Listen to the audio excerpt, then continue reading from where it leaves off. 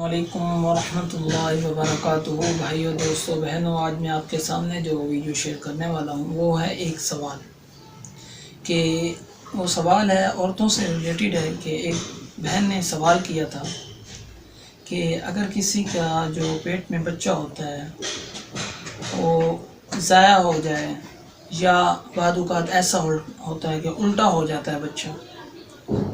تو اس کے لیے کوئی قرآن سے کوئی سورت یا کوئی وظیفہ بتائیں۔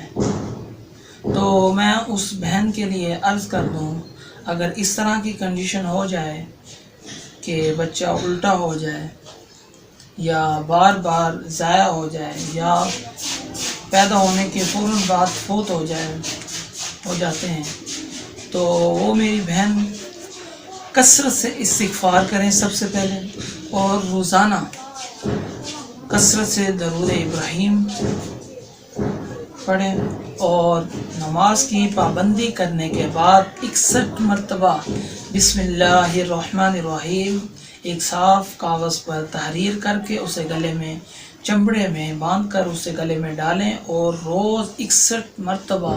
بسم اللہ الرحمن الرحیم بھی پڑھیں، تو انشاءاللہ العظیم اللہ پاک آپ کی اولاد کو محفوظ فرمائے گا۔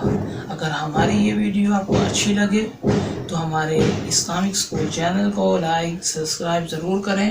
اور اگر آپ کا کوئی سوال ہو تو بے شک سوال پوچھیں، انشاءاللہ آپ کے سوال کا جلد از جلد جواب دیا جائے گا۔ آپ ہمارے لیے دعا کریں، ہم آپ کے لیے دعا گوئیں۔ اللہ پاک ہم سب کا حامی و ناصر۔ السلام علیکم۔